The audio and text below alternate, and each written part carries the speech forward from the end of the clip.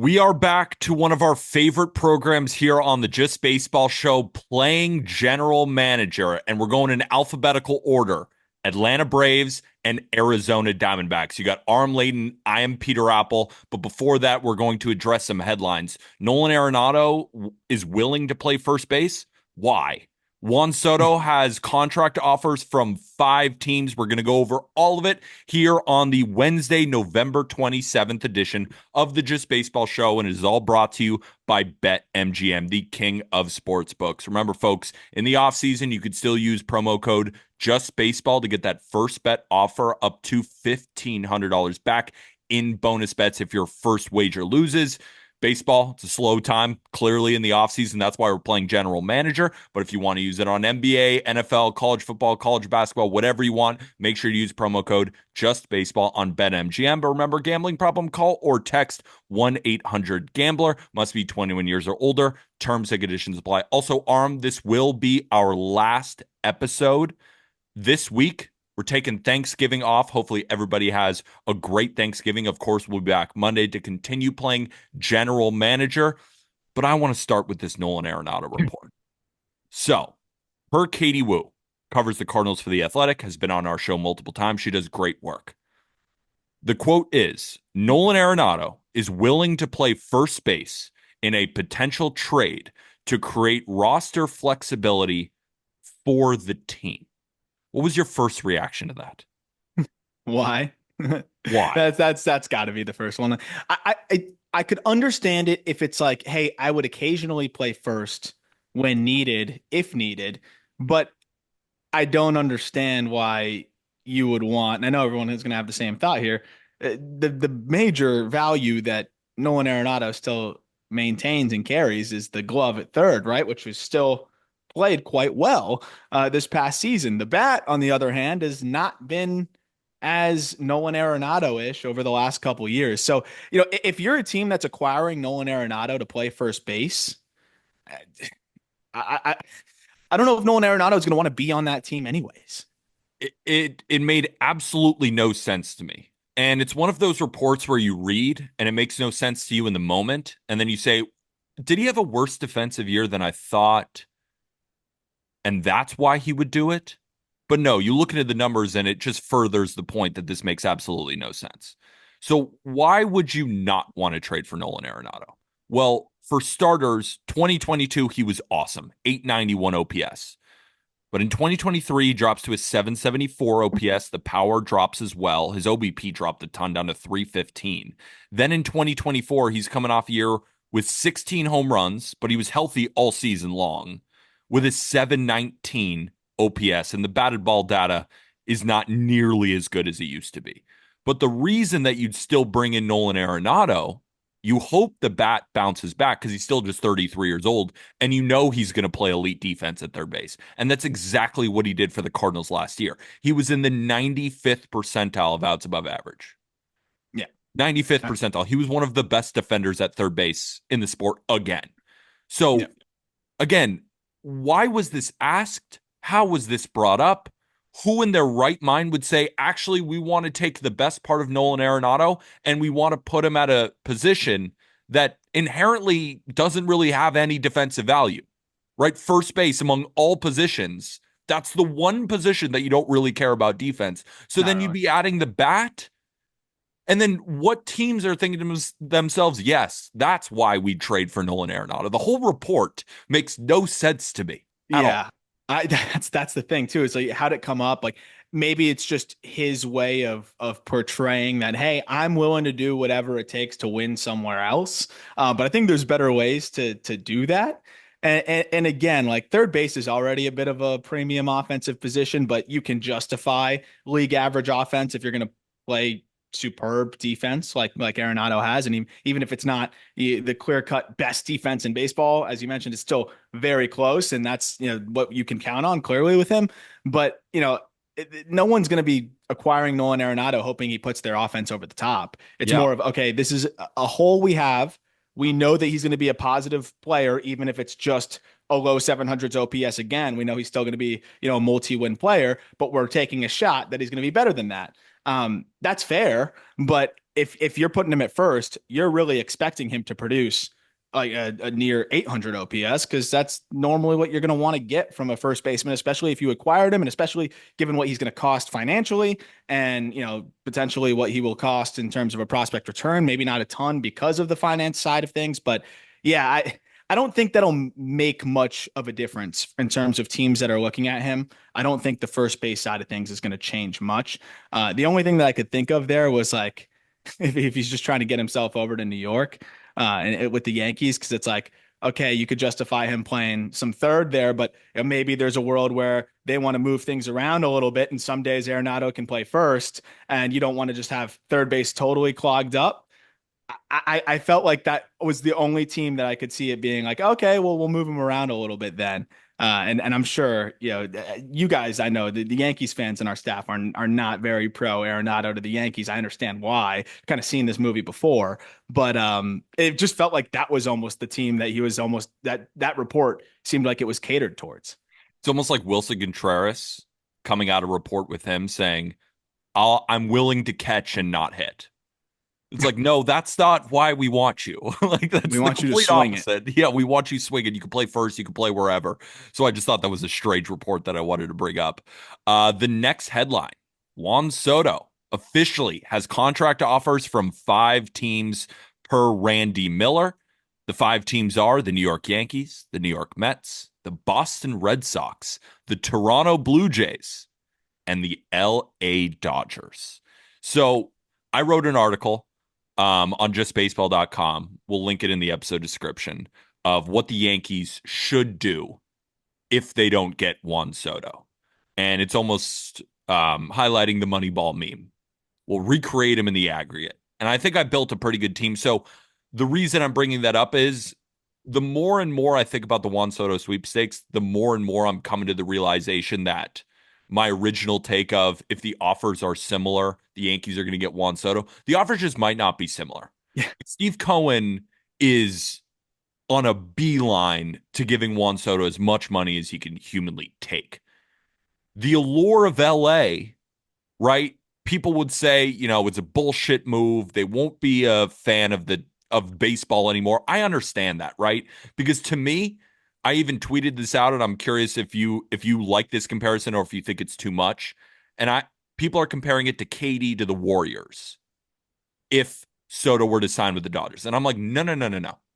This is the Dodgers or the Warriors signing a 26-year-old LeBron after they won the title with KD already. Because remember, that Warriors team lost, and then they Yeah. added KD.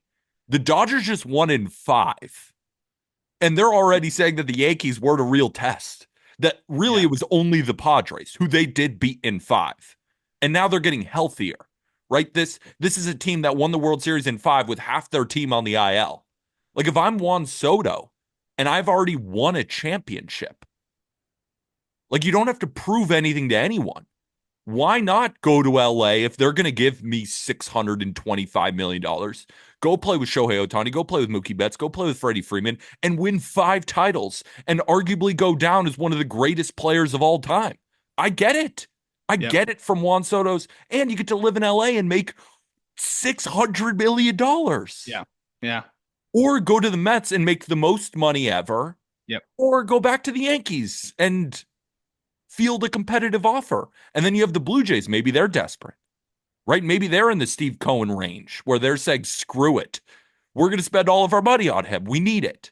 Or maybe Well, he wants to be the franchise cornerstone of the Red Sox. Like the more I think about it, the more I'm like, yeah, I said that the Yankees have the best chance. No, I think we're like 4th or 5th. Well, I think what we're seeing too is this isn't just a 2, 3, 4, 5 year decision, right? This is what is perceived to be the rest of Soto's career. And that's why he's having conversations about the farm system and what's your plan to continue to funnel talent up this way? Because Soto knows that it's very likely that with almost any team he signs with, by the end of his contract, there might not be a single player that was on the team when he first started with that ball club. So knowing that and wanting to be in a consistent position for success, it's not just what every team's roster situation is right now. And to your point, like you can get behind what the Dodgers are doing, obviously, and have done for a while. You can get behind, I think, what the Mets are building. I think there's probably a very compelling pitch between Steve Definitely. Cohen's money and what you can get from Stearns at the helm there, and what we're already seeing. Toronto, I don't know if I would believe in the vision there as much, so it might be difficult. But I think even Boston with this new front office and now their willingness to spend and the baseball and sports town that it is there too, like every team has a pretty unique pitch. And the Yankees do have the advantage of familiarity, but it seems like that may not be as important to Soto. So I think it's wide freaking open, man. And you know what? I think that's a good thing. It'll make it more fun and less predictable. And I really have no freaking idea where it's going to go. But it's cool to see 5 offers already in, and they're going to draw this process out a little bit. It is wildly entertaining. I am curious, what do you think of that comparison? Is it more adding a 26-year-old LeBron to the KD and Steph Warriors, or do you think that's a little bit too much and that's Probably overkill because it is two. basketball? Yeah, because LeBron's too good, even though Soto's like up there with anybody. But I, it's 20, along those lines, though. It's definitely, 26-year-old Jokic, maybe? yeah, Just something lower like the that. a little bit. It's definitely along those lines, though, because I mean, yeah, they just waltzed for the most part. I think the Padres part that was not a waltz. That was a hard fought battle. But then, like you said, kind of made it look easy in the World Series. Yeah, something just feels a little bit off of then just jumping over to that team.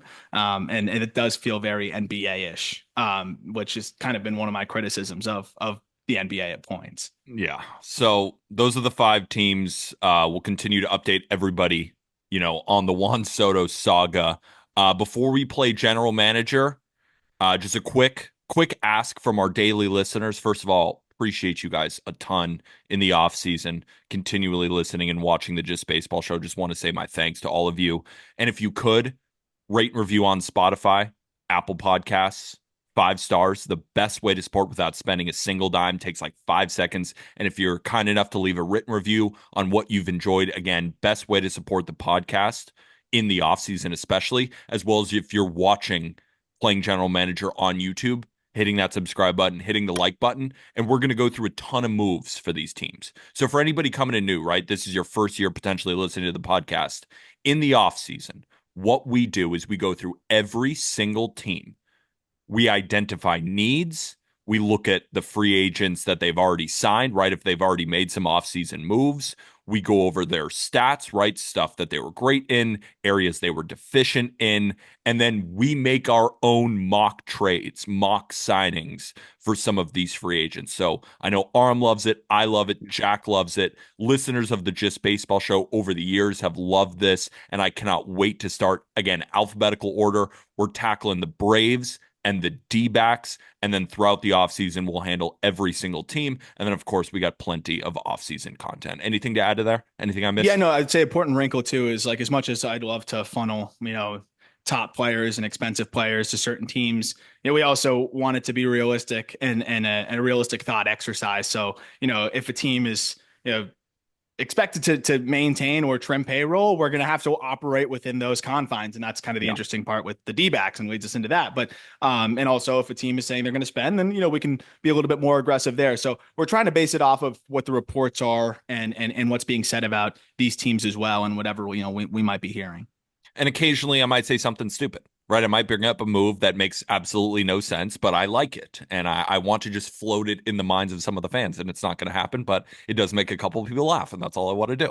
So we will start with the Atlanta Braves. Let's get straight into it. So we'll go over some of their offseason moves that they've done so far. And honestly, the offseason moves that the Braves have done so far are really sneaky under the radar Braves moves, just like they Yes. always do. It's paying really good players like almost no money, and for whatever reason, they want to stay in Atlanta. And that's more of a testament to probably Atlanta's culture, right? The Braves culture, the team that they are able to build, that people buy in and they don't need the big bucks. Aaron Bummer, coming off a year where he had a 3.58 ERA, but a 2.80 xERA, 61% ground ball rate, left-handed reliever for the Braves, was excellent all season long. 2-year, $13 million deal. Great deal. Yeah. That's the type of deals that I want every team to be making. Like you don't need to go spend for a closer 4 years, 60 million. Get a bunch of Aaron Bummers, and your bullpen is going to be elite, just like the Braves was last year. And then Reynaldo Lopez, coming off a season where he put up a 1.99 ERA in 135 innings. Yeah, the underlying metrics didn't love him, but what I do know is that batters didn't like to face him, Yeah. right? And that's what you get with a 1.99 ERA. 3 years, 30 million. Yep. That's great. That's a Yep. great They're in a move. great spot. Even if he regresses to what those expected numbers were, like what he Sure. gave you was pretty much worth that, if not more. Frankie Montas made 16 million last year. I Yeah. mean, that's just where we're at. So getting him on a 3 or $30 million deal, Alex Anthopoulos continues to cook. Also some small things. They made a trade with the Angels, sending Jorge Soler for Griffin Canning, who they non-tendered. That's what they thought of that trade. Um, and they also made a trade with the A's for Nick Allen, shortstop, in exchange for right-handed pitcher Jared Johnson. I have no idea who Jared Johnson is, Arm.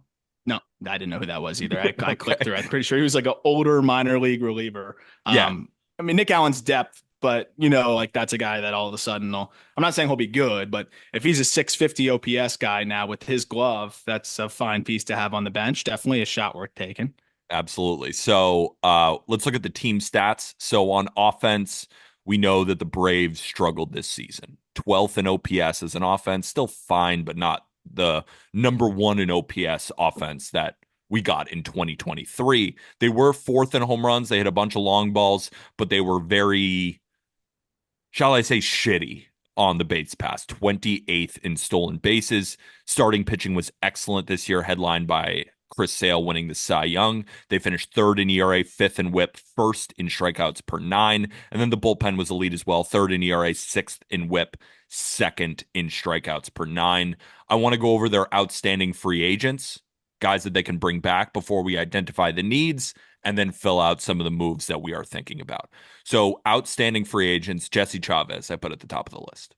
I put at the top of the list, even though Max Fried is also an outstanding free agent. You got to bring back Jesse Chavez. You I think got he it. retired. Damn it, did he? I don't think he officially said it, but I'm pretty sure he like I saw a video of him like his last time out there. It Oh, looks like he that's was true. Yeah, he was soaking it taking it all all in, in. Yeah.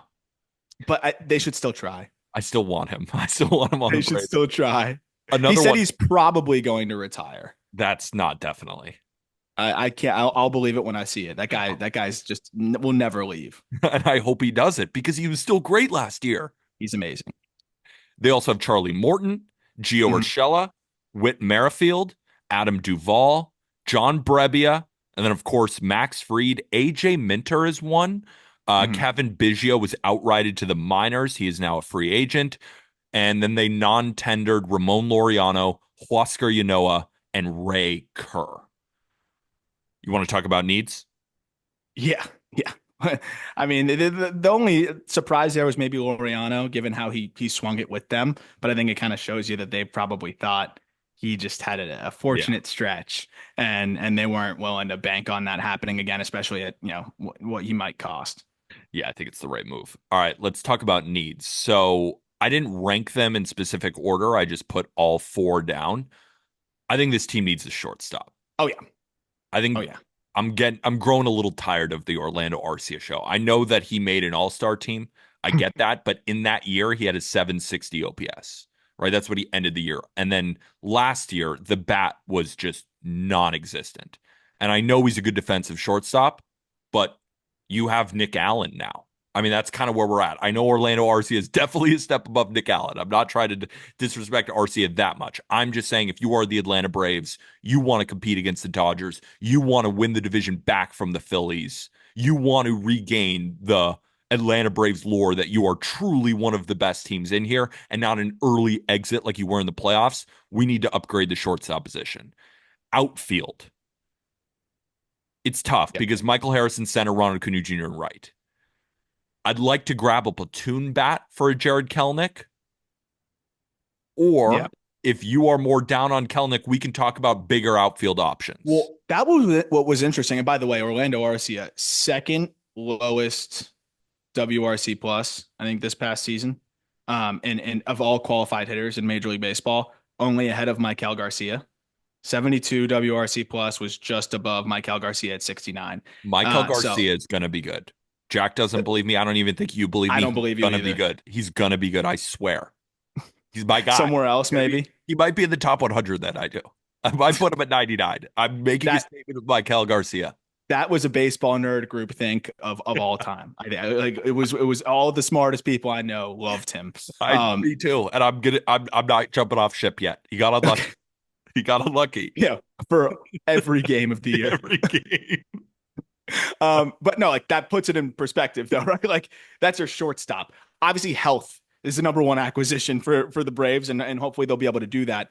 What was fascinating to me, and I don't know if this was an indictment on Kelnick or just the way that they want to approach it, because it is still kind of sneaky right-handed heavy through that lineup, is that I'm pretty sure Alex Anthopoulos came out and said, we want a left-handed hitting outfielder potentially. We want outfield help, but we're leaning towards left-handed help out there. So I thought that was interesting. Does that mean it's an upgrade over Kelnick? Or does that mean that they just want another left-handed bat in the fold? Because this was from Ken Rosenthal, I believe, that they were preferring to add a left-handed bat if possible after they non-tendered Ramon Laureano. And I think the words he used was poking around the market for outfield help. So that made it interesting to me. Yeah, what is that? Because you have a left-handed outfielder, Jared Kelnick. I mean, But then also poking around, that feels like you're going bargain hunting, which is fine, right? I have a bargain hunting platoon to match with Jared Kelnick, right? The Braves don't need to spend a ton of money. They get back Ronald Acuna Jr., they get back Spencer Strider, and they clearly have an awesome team. Poking around is an interesting term. I think for the right deal, you just move off of like Kelnick was bad too. He Like was kind of, but I believe in him again. He's a guy who I think is better another than he guy, is. Don't you? Or 62. are you out on him? I'm I out. can't be. I'm officially out. I held out. This was my last year, and Mm, I'm done. I can't do it anymore. 62 WRC plus in the second half. And not if he ideal. played good defense, I'd be like a little bit more in on it. I know that they threw him in center field, and that was probably a tall task and expectation for him there. And that probably docked him a little bit. But he actually held his own in center, which is pretty amazing. And I think honestly in the corners sometimes graded out a little bit worse. So maybe that's a guy that you want as like a platoon and fourth outfielder type. The reality is, if you go out and get a Max Kepler, and I know we're talking about your favorites here. Like They Kepler are my wasn't great. favorites. He wasn't great last year, but I feel very confident that at worst, he's going to be what he was last year, which I still think is better than what you're going to get from Jared Kelnick. Like it's just at this point, I think it's very clear. So is that where you go, or do you aim a little bit higher? It just doesn't seem to be the way that the Braves go about things in free agency, is to like go after Anthony Santander or Yeah. Teoscar Hernandez. Like I do think Kepler just also just a big change of scenery candidate. Like he was Yeah. great in 2023. He was really, really good there. Had 123 WRC plus, 2.8 F4, hit 24 bombs. And Yeah. last year he was banged up, and I don't know, the team underperformed as a whole. And it was a 94 WRC plus, but he still was a positive. He was a 1 F4 player. Like this just seems like the kind of guy that you bring him over to the Braves, and he gets invigorated a little bit, and all of a sudden you see him start to take off. Like he was dealing with a knee and hip issue, I believe, through a lot of the year. So assuming that he's all healthy now, that is a guy that I do think could just bounce back, change of scenery, healthy, and get back to like the guy that's flashed 2-3 win seasons, and I think at his best hit 36 home runs. Okay, I want to table this because once we get into the moves, I think we can really cook something. Let's go over some more needs, I think, for the Braves. I think they need a starter.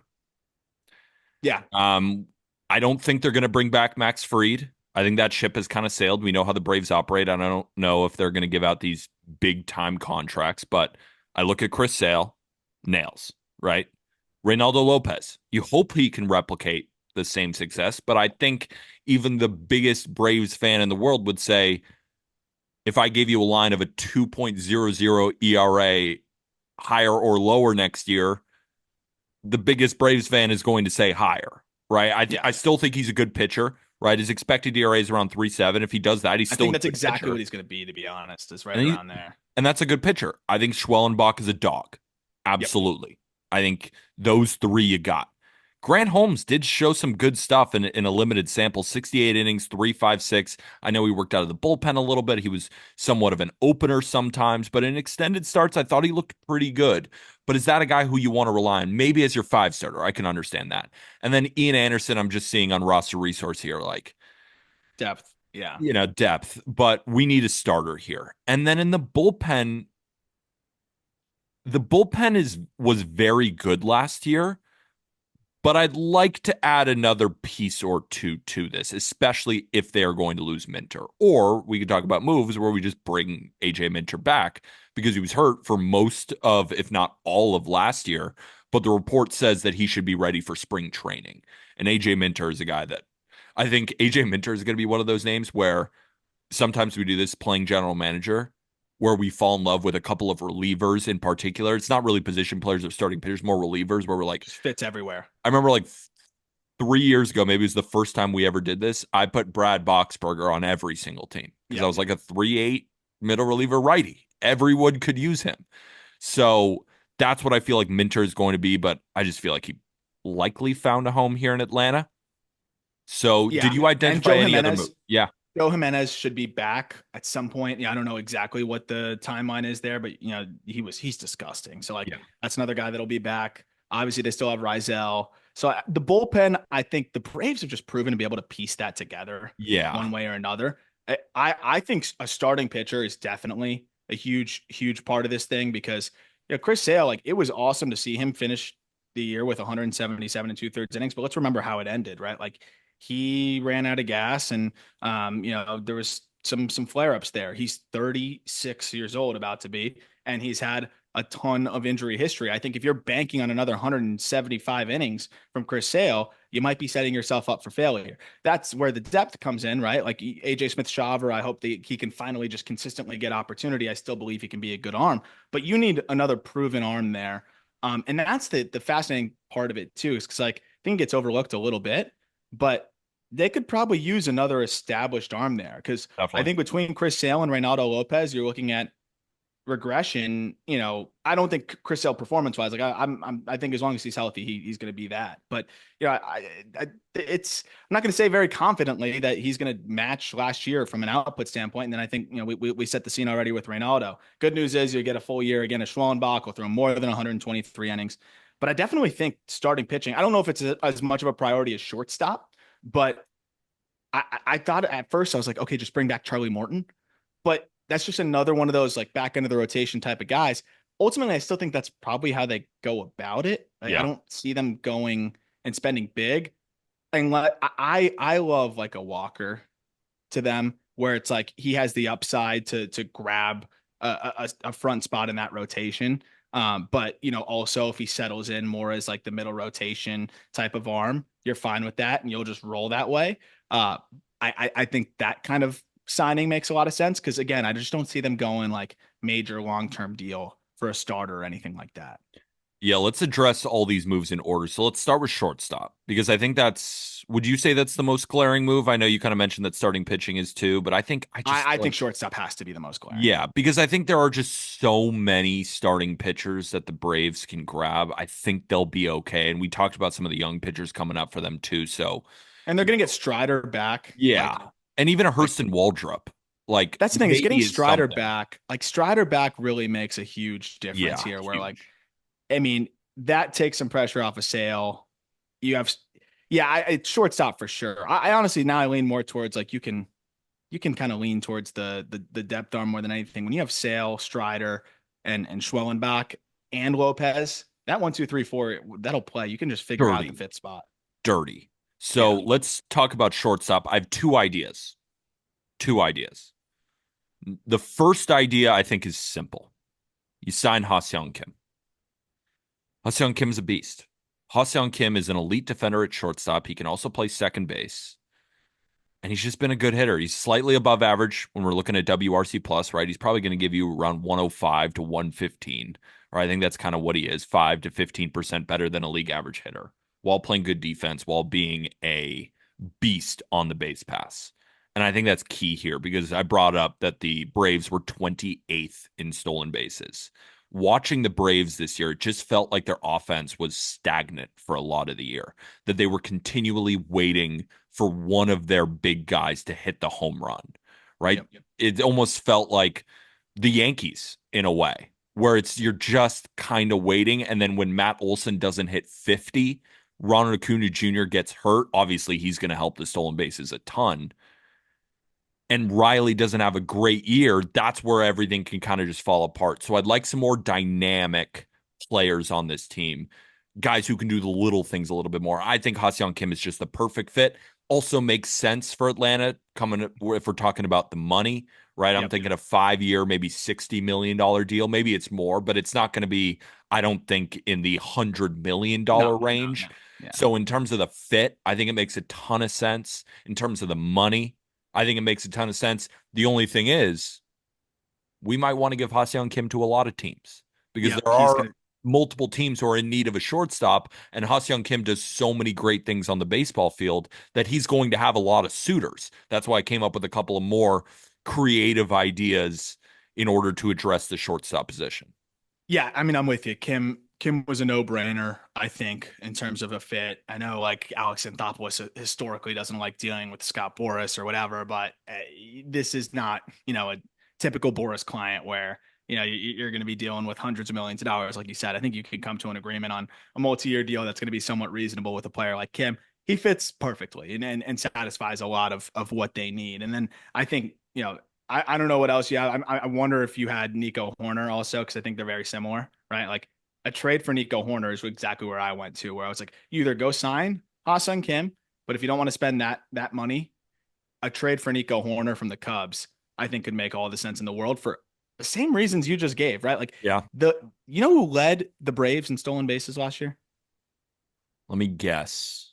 Um, who led the Braves in stolen bases? Was it Albies, even though he played like He 70 was games? third.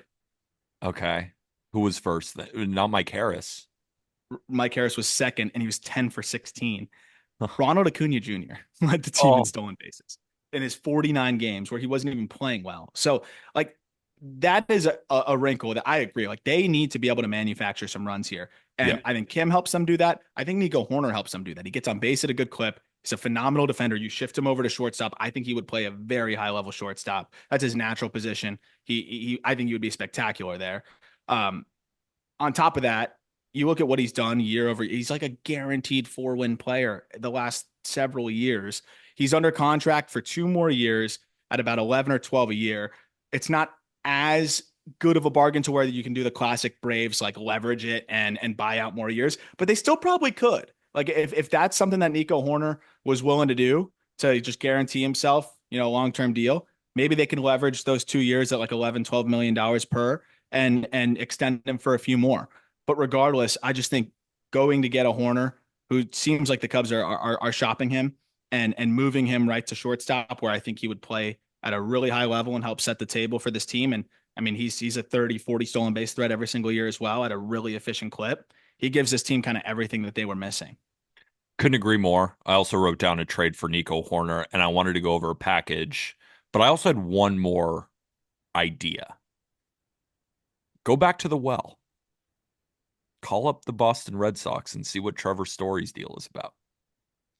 That's what I thought of. Chris Sale, right? They only had to give up Vaughn Grissom for him. So at the time, right, it was still Chris Sale, but he wasn't the same Chris Sale that we had seen. Then he goes to Atlanta and wins the Cy Young. Dominant all season long.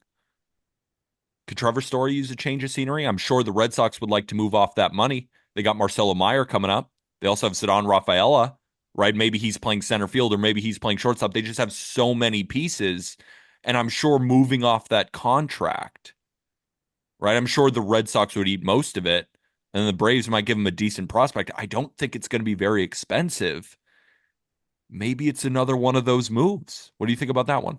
That's actually an interesting one. Yeah. With the presence of Rafaela, I wonder, with this Soto case that they're making, and trying to lure in free agents. I mean, I don't know how much they would care whether Story's there or not. Obviously, when he was on the field, he's actually looked a little bit better of Yeah. late, but that's a big caveat when he's on the field. Uh, there's still a lot of money on that deal. You got 22.5 million in 25, you got 25 million in 26, 25 million in 27, and then a team option in 2028 with a $5 million buyout. So yeah, they would have to eat a lot of money. I wonder optically if the Red Sox would be willing to send the Braves another player that was formerly a star that they would be paying the majority of the money to. Um, but maybe there's the familiarity there to say, all right, well, we've done this once before. Let's do it again. I think it's an interesting thought. I just think it might be complicated from the financial perspective, Yeah. and the injuries too. Like Yeah. you're a team that was decimated last year. I want a guy that's probably a little bit more available. But don't you think that guy, you'd get him for nothing? And then what he could be? Yeah, Still no, Trevor good. Story? I don't know. I think getting Kim is the much better fit, but I think he's going to have a lot of suitors. And I don't know if Atlanta is the team that he picks, right? We've talked about him to the Giants plenty. Potentially the Yankees would go get him as well. There's a lot of teams, because he could play second or shortstop. So any team in the market for a second baseman, any team in the market for a shortstop is going to be on Ha-Seong Kim. So while he fits for the Braves, is that going to be the team? And then with Nico Horner, right? He is transitioning over from second base to shortstop, right? He's played plenty of shortstop before, but if you are trading for a Nico Horner, I'm just thinking about from the Braves perspective, like, is Nico Horner so much better of a hitter than Orlando Arcia, who they have now, who they know can still play elite defense, and they're going to have to Yes. give up like multiple decent prospects for him? Is that worth it for them the way Alex Anthopoulos thinks? I think it is, but I just don't know if that's what they're going to do. And I just feel like an Anthopoulos move is giving up nothing for Story and watching him become an all-star in the first half. Well, Horner, every single this is crazy. The last 4 years, 106 WRC plus, 108 WRC plus, 104 WRC plus, 103 WRC plus. So you're pretty much can lock him in for slightly above league average offense. And then the bags, it's 20, 43, and then 31 last year. He doesn't punch, which I love too, because I mean the Braves were, I think, 22nd in strikeout rate last year. And getting on base and walking obviously helps a good deal too. That's something he hasn't done as much of the last couple of years, but I think he wouldn't be as ridiculously steep because it's 2 years of control at about 23-ish million. Per year Ha-Sung or Kim total? total. Total. So about That's cheap. 11 and 12. That feels like a Uh, Braves contract. yep. Yep. But Story, I mean, if he's free, essentially, like I could Wouldn't you definitely think see he's it. But free? would the Red Sox eat that much money to send another guy to the Braves? Maybe they think to themselves, no way it happens twice. No Yeah, way. no way. Um, the one concern I do have is Nico Horner at the end of the year underwent surgery to repair his right flexor tendon. Mm, not good. That's a longer throw. Yeah. So that is a little bit of a concern, but I still think he's such a good fit. Yeah, I I do too. think it's either pay him or make this trade where you have him at 11 million, 12 million, and then you could potentially extend him before he hits free agency. That's Horner. Um, I don't know where are you at, because I think the Cubs are going to move him, and the Braves are in an interesting spot where they can offer, I think, kind of exactly what the Cubs may want. Right? The Cubs don't need upper minors bats. I don't think they're going to trade Horner for a straight up just prospect dump of guys from the lower levels. Like an AJ Smith-Shawver could end up actually grabbing a rotation spot for the Cubs next year. And for the Braves, with Strider coming back, with the other guys that they've got, with Waldrop being there, that he could be expendable, especially with the way that they've handled him. They act like he's expendable. Yeah. I think it makes the most sense to trade for Horner because I just I think Kim is legitimately the best fit, but I don't see Ha-Seong Kim becoming a Brave. I don't see it either. Horner, I visualize it. Also, you mentioned, and I think this is an important point. He's gonna have a lot of suitors, and Boris historically not really working that great with Alex Yeah, Anthopoulos. It's one thing if it's okay, there's only a couple suitors. There's going to be like a dozen teams, I think, with interest in easily. Hassan Kim. So if that's the case, you want to have a little bit more of a rapport with his agent, I feel like, when everybody's, trying Definitely. to get in on the sweepstakes. And it's not like the Braves are then going to be the team to overspend for him, right? If it all comes down to That's it, the it's other like thing. I Boris agree. calls Anthopoulos and says, "We need 5 more million." He's going to be like, "Fuck you," and Yeah, hang kick up, rocks. right? Yeah, he's not going to do any of that. So I think the Horner trade makes most sense, but I am liking the story move, right? Because let's say they bring in just a veteran shortstop, or no, they still have Arcia. That's the thing. It's like this Braves team. If you think that Orlando Arcia could put up a 700 OPS, right? It's really not asking for much because he's still a really good defender. Then you have Arcia and you have the upside of Story for nothing. Yeah, And I I really think think it's going to cost almost nothing, right? If they want to take on more money, they can really give up like a player to be named later. And if they might be willing to send, I don't know, maybe they are interested in an Ian Anderson, if right? As a if reclamation the Red project. Sox if the Red Sox want to win right now, though, is Cedon Rafaela playing shortstop for you the way you do that, I don't know. or the But upside of Trevor is Story, it, as you mentioned? yeah. Because And they're negative already paying seven him. outs above average for Rafaela at shortstop this past year Not ideal. versus five in center and 12 defensive run saves in center. Like that guy should be in the outfield Yeah. more consistently, I think. I like the idea. I wonder if the Red Sox would like Story is probably their best bet at Yeah. shortstop until Myers ready, who was hurt again at the end of the year. Yeah. Let's trade for Horner. So it's AJ Smith-Shawver and what? I said J.R. Ritchie. So J.R. Ritchie was a second round pick, came off of TJ, looked great this year, and kind of fits the bill, I think, of what the Cubs would like, and out of like a pitching arsenal. Smith Shawver, like he's a guy that I really feel like with the way the Cubs have started to lean further into pitch development and all those things, and the arsenal that he has as well. I think they'd love to get their hands on him. He's 22, just turned 22 6 days ago, by the way, which is crazy. Talk about like prospect fatigue. Happy belated. And yeah, happy belated AJ Smith Shawver. Like, it, I think this is a really talented arm to be able to get that not is not very often available. And then you get Richie on top of that. For the Cubs, they seem to be very keen on moving Horner anyways. Matt Shaw just hit like 800 in the Premier 12 I saw after that. putting up a Oh ridiculous my year. Like gosh. he's going to be playing second base for them.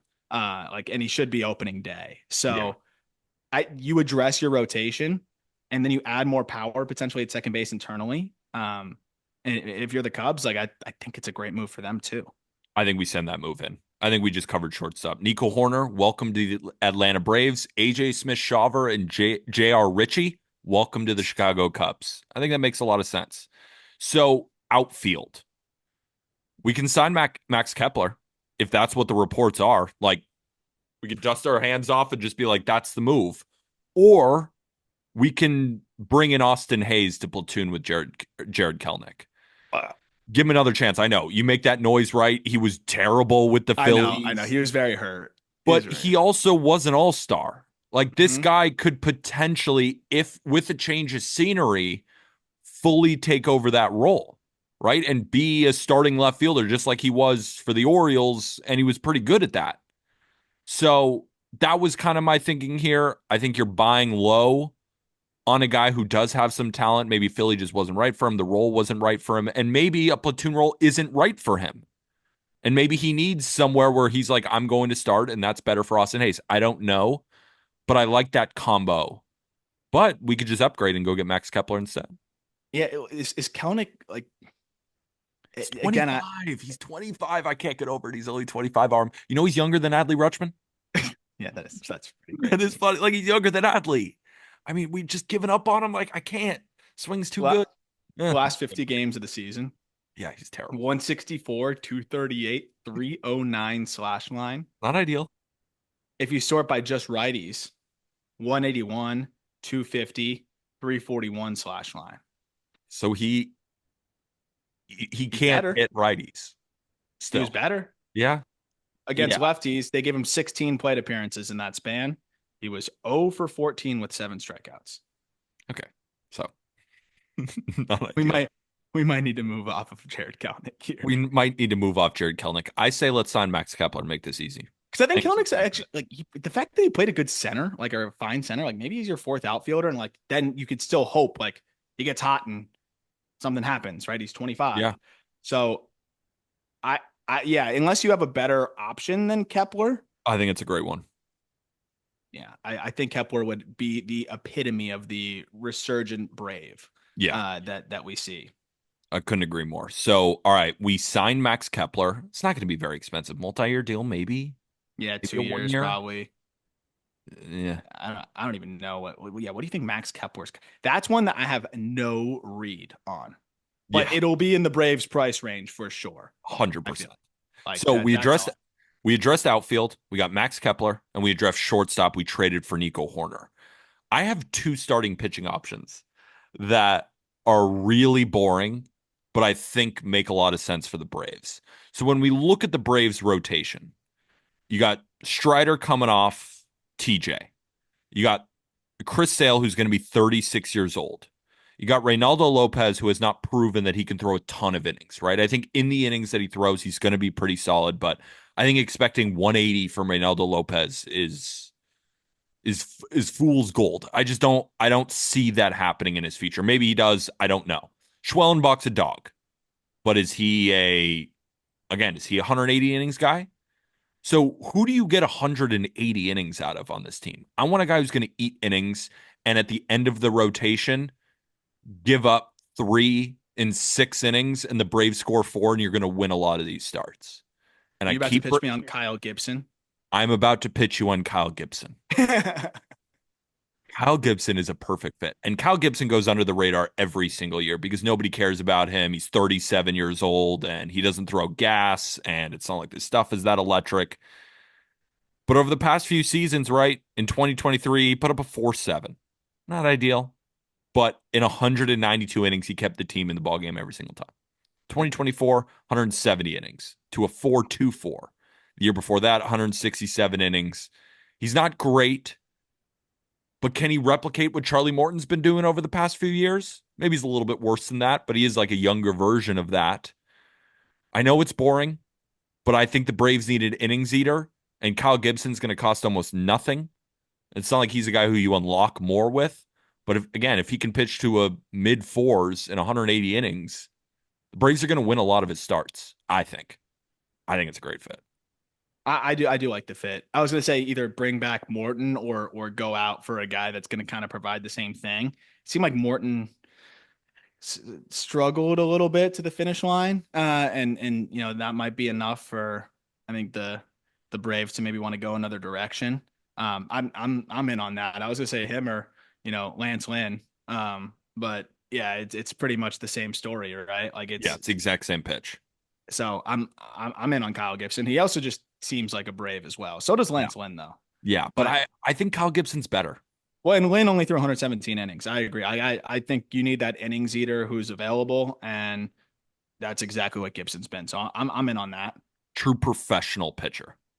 Right? We talk about I do professional ABs from guys like that's a professional pitcher right there. One more that I wanted to float to you, and this is a guy who I think I'm just going to float to a lot of teams that need starters. I was very intrigued with what Matthew Boyd was doing for Cleveland. Oh yeah. He's nasty. And if there's any more to unlock there, I think he could be a really good starter for a lot of teams. And again, I'm going to bring him up for a lot. I'm not saying the Braves necessarily need to sign him, but from what I saw, I like what I see. I mean, he is He looked good. He punching looked dudes refreshed. out. Yes. I forgot he's a free agent. Yeah. So he's a guy who I want a team like the Braves to sign to maybe unlock something else. And you can get 130 innings, but it doesn't really equate to my like innings eater Yeah, profile exactly. that I want for Atlanta. But if we're looking for an upside play, I think Matthew Boyd could be your guy. I agree with Um, everything. I think there's better teams for him for yes, that. Because agreed. I think you go innings eater, go Kyle Gibson, and they can feel pretty good about the upside, but at least have the fallback someone that's just gonna keep you in ball games. And I think that's what we do to the rotation. Yeah. We're going to get Strider back. We got Sale, we got Lopez, we got Schwellenbach, and we got Kyle Gibson. I mean, this team won Is so 89 good. games. Like they won 89 games last year despite not having Ronald Acuna. When we talked about it and when we recapped everything, right? Despite missing so much time from all of their key guys. Sean Murphy was pretty much out the whole year. I know he played 60 something games, but that oblique thing clearly just messed him up all year. You think Sean Murphy magically isn't good after back-to-back 5-win seasons? I don't think so. Like Ozzy Albies hurt. This is a team that naturally will be better and doesn't need anything incredibly impactful, I think. And these are already pretty impactful moves. With these moves, I think they're right there with the Padres again, and I think the biggest threat to the Dodgers trying to repeat out of the National League. I couldn't agree with you more. I think this team is absolutely loaded. So you good with that? We signed Kyle Gibson. It's hard to fix a rotation, but I think he's such a great fit. It feels like such a Brave. Especially because they have other options too. Like if Gibson stinks, like okay, then try Ian Anderson, then try Hurston Waldrop. Like there's Yeah. enough other guys where I'm not going to pay up like crazy to go get another arm in there. You're getting Strider back. I mean, you're Yeah. getting arguably the best pitcher in Major League Baseball. I know Paul Skeens and Skubal took the world by storm, but when Strider is on, there's few better, and they get him back, adding to Chris Hill. This team is going to be so good. Yep. Couple of bullpen moves. I really want to bring back AJ Minter. I think he should be a Brave for life. I agree. He shouldn't go anywhere else. I'm with you. I think you just bring back Minter. And if he's healthy, we're bringing back Minter. One other name, again, kind of Matthew Boyd adjacent, just a guy who I'm going to bring up a lot. I'd be very interested in bringing in a Jonathan Loizaga. Ooh, that seems like a good Closer fit. upside, nasty when he's on. The problem is he's been hurt. He's not going to be very expensive, and it's an upside play. Like when Loizaga is on, he can be your eighth inning guy. He can be like Joe Jimenez or better, or he can close games. That's how good he was. Thing is, perpetually injured. I think it'd be a low cost Braves type move where you're betting on some upside here. And if you bring Minter and Loizaga, because again, Loizaga is not going to cost almost Oh anything. yeah, yeah. I think it's an easy move that they should make, and it feels kind of like a Braves move. I like that. That does feel bravesy. I think that's perfect. That's all they really need to do too. Yeah, Because again, you're gonna get Jimenez back at some point. Teosville Hernandez looked really gross when they great. brought him back up. Yeah, Dylan Lee at a 2-1-1. Dylan Lee Like was nasty. they've got guys, man. So I think that would make that bullpen again just fortified. All right, so we just played general manager with the Atlanta Braves. What did we do? Traded for Nico Horner, addressing the shortstop position. Outfield, we signed Max Kepler because of the report that says Alex Anthopoulos is poking around for left-handed outfielders. Max Kepler feels like the definition of poking around for left-handed outfielders. Or for if whatever reason they decide Kelnick's the guy, platoon, maybe it's with an Austin Hayes. Pick your poison of a right-handed platoon bat. Doesn't really matter there. And then the starting pitching. We signed Kyle Gibson. 1 year deal, maybe two, but again, not expensive. Will eat a ton of innings. And Braves fans, I know it sounds boring. I'm telling you, Kyle Gibson's going to go like 14-9 with you guys. Like he's going to win a bunch of games because he did his job. He just kept you in the ball game and let the offense work. I love that fit. And then in the bullpen, bring back Minter, sign Jonathan Loizaga. This team is disgusting. Yep. This team Yeah, is disgusting. they And could just easily win the World Series. look at this lineup. Michael Harrison center, Albies at second, Riley at third, Olson at first, Ozuna at DH, Max Kepler in left, Sean Murphy at catcher, Nico Horner at shortstop, and Ronald Acuna Jr. in right field. Holy shit. Yeah, that's gross. And then Strider, Sale, Schwellenbach, Reynaldo Lopez with that bullpen. Look out. Braves fans, before we move on to the Diamondbacks, let us know in the comment section of this YouTube video. What do you think? Do you like these moves? Would you make different ones? That's how we really build playing general manager. The feedback from you guys, Braves fans, maybe fans of the Phillies or fans of the Mets, like people who are in tune in this division, let us know what you think of those moves. And again, Cubs fans, does that trade make sense for Nico Horner? Let us know in the comment section below. Before we get to the Diamondbacks, we're going to take a quick break. All right, let's play general manager for the Arizona Diamondbacks. You and I texted before we would press the record button when we're obviously doing our prep for this episode. And I said, I don't want to do anything to this team. This team is loaded. And you said, right? We're very, very aligned here. So, and I think when we go through this team, a lot of fans listening are going to be saying, oh shit, this team is really, really good. But there are a couple of reports. There are things that we can do. So let's just look at the offseason moves. They really haven't done anything so far. They claimed Seth Martinez from the Astros on waivers. He's a pretty decent reliever for Houston last year, adding to the bullpen. I like it. Jordan Montgomery, Merrill Kelly, and Eugenio Suarez exercised their player options, so they will be back. Bob Nightingale did report that the Diamondbacks are shopping Jordan Montgomery, Alec Thomas, and Jake McCarthy. So we can talk about a couple of moves for them. In terms of the stats, right? This offense was unbelievably great. Yep. They were fantastic. They were second in OPS and fifth in home runs, 15th in stolen bases, which shocked me with Arizona. I'd expect them to be first, but whatever, right? They still have a ton of speed. There was a couple of guys injured, notably Corbin Carroll, who could steal 60, but he didn't, right? The offense is great. It was the best offense in the second half in Major League Baseball. I know that sounds crazy because you got the Dodgers and you got the Padres and you got the Yankees. They were number one in WRC plus in the second half. Starting pitching, though, is where it bit them. 27th in ERA, 25th in whip, and the bullpen was the opposite. 25th in ERA, 27th in whip. So you'd think we have to address pitching. But we'll look. So some of the outstanding free agents, Christian Walker, who we all expect to leave, Josh Bell, maybe they bring him back. But Pavin Smith at first might have won the job with how great he was last year, putting up a 142 WRC plus. Kevin Newman is gone. He signed with the Angels. Paul Sewald is likely going to be gone as well. And Jock Peterson, Randall Grichuk, both declined their mutual options. Both of them likely gone. Any reaction to what I've said so far before we talk about needs? No, I mean the offense is loaded, and we knew that. And like the fact that they won 89 games despite how bad their first half was with a lot of their players, and most notably Corbin Carroll, I think says a lot about how good this team is. And I mean, over 162, they were better than they were the year that they made that miracle run. So, I mean, this team has a lot of things in a good place already. The one challenge here is that the reports are that they, don't really want to increase payroll, like that they're kind of where they're at. So Yeah.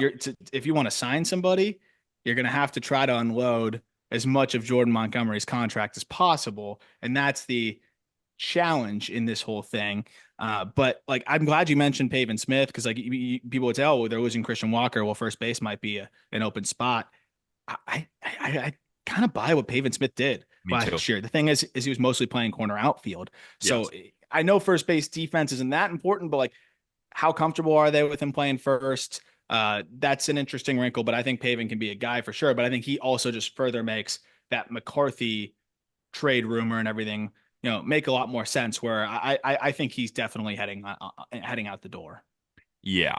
And let's say they do need a first baseman. I mean, we could bring back Josh Bell, who was great for them, right? Found a little home in Arizona. So if you are a little bit worried, it's not like Josh Bell, though, is going to provide much defensive acumen at first base. You'd No, be buying for no, the bat. I'd So rather just see what Pavin could do at that point. me too. So that's not one of my needs. I didn't even write down first base. Did you write it down? No, the only thing I put was, if they don't have confidence in Pavin Smith at first, you could go get a Carlos Santana. Yeah.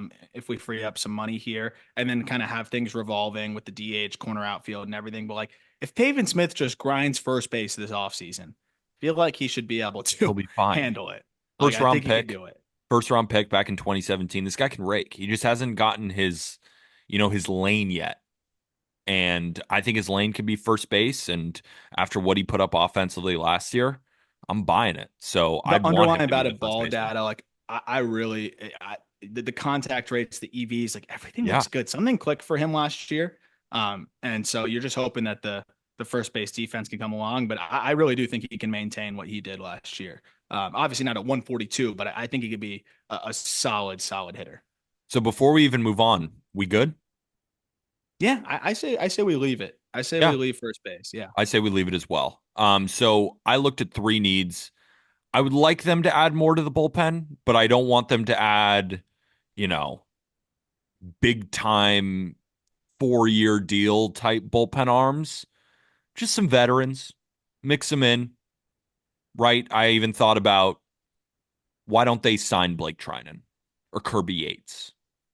Maybe they'd even be a little bit too expensive, but I love a veteran right-handed pitcher in this fold, especially after losing Paul Sewald, and Sewald wasn't very good for them. But I like the idea of Trinan, a guy who former Dodger, good against the Padres in that division, knows both teams.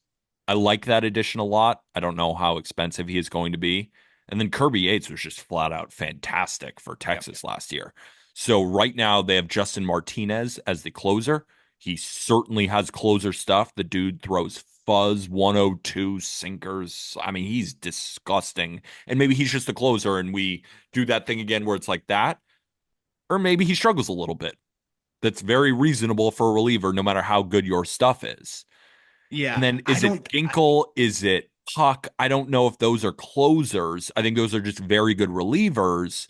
So that's why I'd want a Trinan or a Kirby Yates where they're very good relievers. They're dependable. They obviously have been around the block. They can close if Martinez just isn't quite there yet, or they can be your seventh, eighth inning guy and just be really, really good. So that's why I lean towards the direction of veteran righties who I feel safe about. Yeah, no, I like that. I think Trinan makes a lot of sense. I wonder what he would cost, given his injury history, but then also how good he looked, when he came back. If that's a guy that the Dodgers are just going to try to bring back, They but might. I think he's a great fit. Martinez is definitely a guy that I think is best suited in the eighth, Yeah. in the seventh and eighth, and he's gross, but they could get a little erratic, and we saw like sometimes it would snowball on him in high leverage. So I think they'd probably want to go into the year with a different option there, and someone else that they could probably trust in high leverage. Also, before I forget, I do want to do one thing at first base. I forgot. Okay. Paul Goldschmidt. Can we just bring in Paul Goldschmidt as an insurance policy and a platoon guy at first? Is that what Goldschmidt wants to do? I Be an don't know. insurance policy platoon bat? I mean, he's not that bad. Who's putting him at first base? The Angels? They got Nolan Well, baby. I was just making fun of the Angels like I always love to. Um, yeah, I mean, when you go around the league, who would sign Paul Goldschmidt? Um, someone's gonna be like, Paul Goldschmidt's gonna be our starter. Somebody's gonna do that. And I understand the, allure of going back to the team that you started with, but I don't know. It makes sense and it would make me happy. I cannot fathom a team not giving him starting money and him finding a home, even potentially on a multi-year deal. I I get hope he where you're coming does. from. I can't imagine it. I just can't. I hope he does. I hope he gets a shot. To me, he's at the lefty platoon stage of his career. But sometimes those guys get, a full starter gig opportunity elsewhere. So if you think that's the case, like that's fine. I want this to be the off season of players returning home. No, I agree. That's the one thing I was really excited about. Scherzer and Verlander as well. I don't think any of them are going to end up happening now. But yeah, if you think he's going to get a starter job somewhere else, then that probably makes more sense. But I mean, if you move Jake McCarthy, you still have Alec Thomas in the corner. So Pavin Smith would still kind of be, you have Lourdes Gurriel in the other corner, but he could DH. Then you could have Pavin Smith in the other outfield corner. So it could still kind of work where you're getting Goldie enough playing time. But if he's going to be more than $5 million, I don't think the D-backs would do it anyways.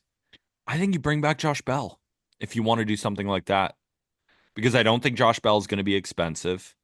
I like the fact that he can switch hit, give him a little bit more versatility there.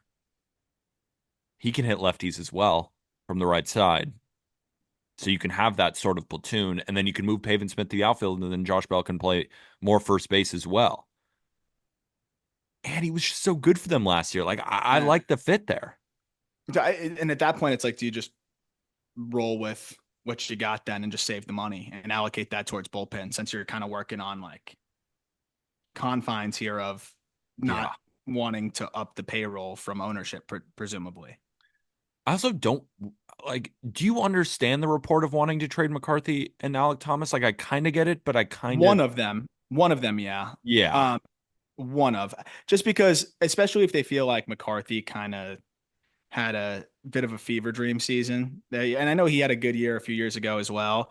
But the batted ball markers, like he hits the ball very soft, and like Yeah. he's got to be so perfect to be as productive as he was, and he was. But I think he's just always going to kind of be that streaky type of guy. Thomas can play a better center field. I think he's a little bit more dynamic, and can give you a little bit more power. It's just about the health with him too. So I can see wanting to move McCarthy and cash in at this point because when you're looking at the outfield, it's going to be Thomas in one spot, Carroll in the other, and then you have Lourdes Gurriel who's going to DH slash take another outfield spot.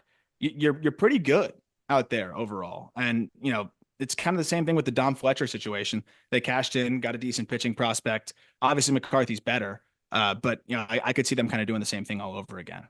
But here's the same thing though. It's like Lourdes Gurriel Jr. would be, let's say he's DHing more. Then who's going to play the outfield too?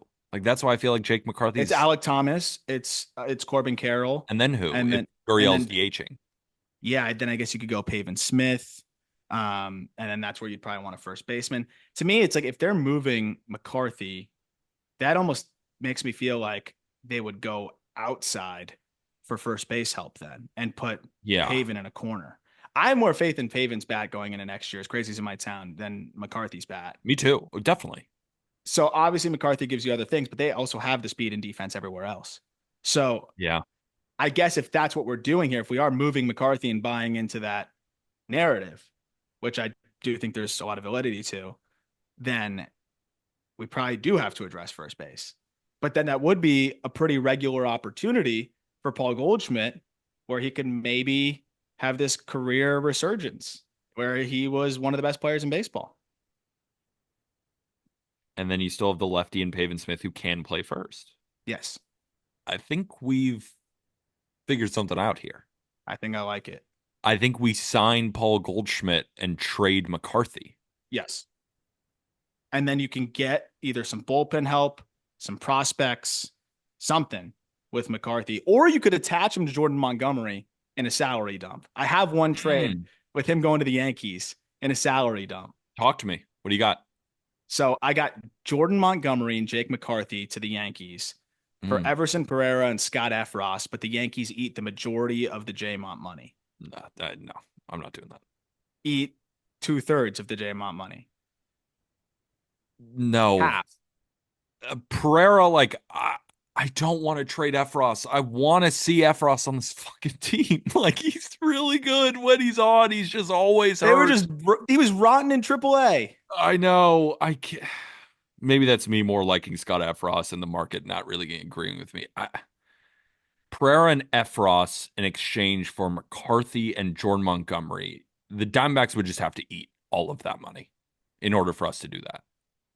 Not all of it, but like 80% of it. 80% of it? Yeah, You're because getting Jake Pereira's, McCarthy. I know, but Pereira's still a pretty good prospect. I know that he came up and he wasn't that great, but I know you still like him. I know you're still holding Yeah. that hope for him. So you're getting a pretty good prospect. And for Jake McCarthy, like there are some concerns. I think that trade makes more sense if the Yankees don't get Juan Soto. I think if the Yankees do get Juan Soto, I don't see them being in the market for potentially a guy like Jake McCarthy, or maybe they are, right? If it's, you're almost hedging a Dominguez in a way, which I totally understand. Um, Someone worse than Pereira then. I that was just one of the salary dump situations. It's hard to imagine many teams being willing to take on Jamont, and no one's going to take on the entirety of it. I think the D-backs are prepared to eat a does Jordan good Montgomery portion of it. want to go back to the Yankees? He might not have a I don't choice. know. You would know better about how that ended than me. Yeah, I mean, I never fully read into it at the time. So that's on me. Like I know he I was don't, like shocked though, like or whatever it was. yeah, So I remember, I don't know exactly how that ended, but maybe he'd be fine with it. And who knows? I mean, he did have some really good years with the Yankees. So I could see that happening. I'm you open could to that you idea. could dump him to the Blue Jays, who seemingly want to spend money. I don't know Yeah. why. That's a team that, for whatever reason, wants to spend. I'd support it, obviously. But then when you look around, other than that, there's not a lot of teams that are. It would have to be a bad contract swap of some sorts if you're going to try to move off of the J-Mont money, or you're just going to have to eat 2/3 of it and hope a team, is going to give you a decent prospect back in return. I just don't know how many teams out there would do that. I think the Blue Jays do make a lot of sense, though. For the sake of the argument, oh, how would you then trade him to the Blue Jays? Let's say you say that makes more sense. Like, would they want a Jake McCarthy in this deal? I mean, Nathan Lucas was pretty Yeah, good, I guess, at 30 last year. They got a lot of left-handed hitters out there. They've got yeah. Varsho in center. But like, how much do you trust like Springer? They did go get Jonathan Class A. I probably would be not attaching McCarthy, and it would be more of like eating some of the money and just getting like a whatever prospect back, I would imagine. I just also don't know if the Yankees want Jordan Montgomery. I don't like. I, I think if they're in the starting pitching market, I think they're going to be after the Burns, the Freed, the Blake Snells of the world. Like, do they need another Marcus Stroman adjacent type pitcher, and Stroman's better? Right? Is that what they need? Like, not really. Yeah, They not need a really. No. stud. They have depth. They need a stud. And I just, Jordan Montgomery is just not that anymore. So do we think that they might just be stuck with Jordan I think Montgomery? they're stuck with Jordan Montgomery. And I'm honestly fine with like I know they've publicly said everything and he's publicly said I think any move that you're going to end up making of Jordan Montgomery is just going to end up being so forced that you're going to And, have and think to about it. eat so much. Why would you trade him now? Why don't you let him get run in the regular season? Let's say he puts up a Can't be decent first worse. half, then you trade him. Yeah, it legit Right? can't be worse. Get some of the value back because you're just trading him at the lowest value. So I think they're stuck with Jamon, and I think that just a trade for Jake McCarthy is just what they should do. And I think even sending him to the Yankees, right? I wrote that in my article that I think if the Yankees don't get Juan Soto, I think relying on Jason Dominguez, right? He's probably going to get the run, but he's still really young. He did show anything last year. So I think if you want to win a World Series, banking on a guy that young to just be your starter all year, I don't love. So to get a Jake McCarthy, he's almost like if you combine Verdugo and Grisham into one player. Yeah. It'll probably give you Verdugo's bat with Grisham's defense and center. And Yeah. then you No, have so that, and the Yankees were to sign like a Santander or Teoscar Hernandez. Then you have Jake McCarthy as a fourth outfielder, but also a replacement for Dominguez if things aren't going well. And then I think of for Everson Pereira. so I had two other swaps with McCarthy just out by himself to the Pirates for Okay. Carmen Mlodzinski because he'll just help that middle relief side of things. Mike Burrows would give them some starting pitching depth as well. A guy that I think is healthy and either could be starting pitching depth or also be moved to the bullpen and be a swingman type or whatever. And then Lonnie White is a filler. I think we do Um, that. I love the fit in Pittsburgh better. They need a center fielder. yeah, get like they have O'Neal Cruz there. If you want to keep trying that, Oh, fine. true. I forgot about But that. even then, dude, like You can play the get corner. get some better guys in the corner. Yes. I don't want to see the defensive layout. Like I don't want Brian Reynolds in a corner anymore. Like it was brutal. So he fits. I think he fits fantastic out there. They have so many arms. Obviously, Burrows is big league ready now and healthy. He gives the D-back some starting pitching depth. They get a reliever, and I think it's a great move for both sides. Love it. I think we do that for the Pirates. I think we trade Jake McCarthy to the Pirates for Mike Burrows, and we sign Paul Goldschmidt. And we say, Goldie, this is your lane. You're going to be the starter, right? And when we need to give you time off, we can put Pavin Smith there and Yep. we'll be fine. Yep. So while we did trade Jake McCarthy, do we need an outfielder now? They added Tim Tawa to the 40-man roster, who actually had a pretty solid year. So they have Jorge Barrosa, who had a bad year, but I actually think is a good fourth outfielder, potentially phenomenal defender. And then you have Alec Thomas. I think they're okay. Okay. I think they're okay. And Okay. don't forget, like Jordan Lawler is also giving them some depth in the infield as well. Like they've got a lot of bats that they got to kind of account for in general. So I think we kind of handled the offense and the bullpen already. Should we say we signed Blake Trinan? Obviously, it's a hypothetical. If they have the money, but I guess we can push them at that, but we're not telling them to sign Yeah. 100 million. I was gonna say Yeah. David Robertson, like how much is the difference gonna be there? He's Like, 100. yeah, he He's legit is actually 100. 40, but he's still good. He is still quite good. I think it's very important to have a guy that can close, like that can pitch the ninth. Yeah. And as much as I think that there's like some variance there, like they need a guy that can pitch the ninth. I think you pony up for Trinan. They run that up to you run that up to ownership and say, hey, like we can take this guy from the Dodgers, like, even if they're letting him walk, but like we can upgrade our bullpen here. Maybe you can get that one approved from Yes. the folks up top. So I think with Puck and Martinez, that back end of the bullpen and Kinkle, that'd be disgusting. Disgusting. So, and we also signed Goldie. Maybe take a little Yeah. bit of a discount, but he is the starter now. Hometown discount. So we addressed first base. We also traded Jake McCarthy to the Pirates, and we got another pitcher here. And so the last thing to address is the starting rotation. I don't want to do anything to it, even though they finished 27th in ERA. I And I agree. just, I don't. There's nothing you can fix here. It's just it has to fix itself, and they have a new pitching coach, and you hope that he can help too. exactly, because Eduardo Rodriguez, we Can't be make fun worse. of him sometimes. He's been one of those guys on the show, and it mostly comes from our guy, Colby Olson, who's a huge Red Sox fan. And we would make fun of him because he would call Eduardo Rodriguez an ace, and we'd be like, he's a three. And then Jack had that hilarious bit where it's like, none of his pitches are any good. It's a big, long running joke, but Eduardo Rodriguez is objectively a good pitcher, and he's not going to put up a 5 ERA in 50 innings anymore. Yes. I don't No, think. Trey Merrill Jameson Kelly, coming back. Trey yep. Jameson coming back is huge. I Ryan really like what I saw before he went down. Ryan Nelson in the second half was one of the best pitchers in Major League Baseball. The vert on his fastball, he was electric. He was just like, I dare you to hit the fastball, and nobody could hit it. And Brandon Pfaadt, seeing that he finished with a 4.7, I'm like, no, he didn't. You lied to me, Yep. stats. Like, no way. But he just didn't have, I don't know, just it was a snowball thing sometimes in some of his starts. Like, he's way better than that. I will stand on that. 100%. Way better I than agree with that. that. I agree with that. And then, of course, Gallen. You expect him to bounce back. Merrill Kelly, It was the worst really year good Merrill pitcher. Kelly's had in a long time. You could say he's aging, blah blah blah. He's not a guy that I think necessarily needs to Yeah. be 100% to be throwing. And like the velo was right where it normally is. I just think he was banged up and couldn't really get some momentum going. He's going to be better than 73 innings at a 4 ERA. It's just there's no way. I think is every single guy going to bounce back? Maybe not, but I have faith in the majority of them bouncing back. He didn't even mention Jamon if they do hold on to him.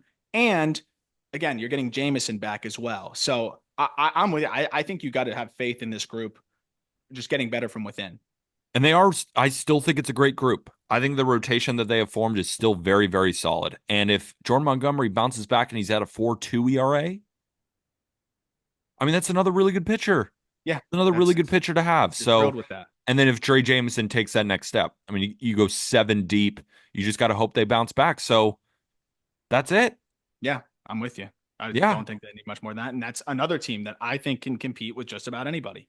Right? This isn't an MLB The Show podcast where we're like, No. you know what they could use? They kind of need an outfielder. Let's get them Juan Soto. No, we operate within the constraints that these teams, over time have showed, their hand on how they operate, and also looking at new reports to see what they might do this year, because the television rights battle continues, right? A lot of these teams are getting crushed by this. So, constraints in the payroll are certainly real, but this team is still loaded, right?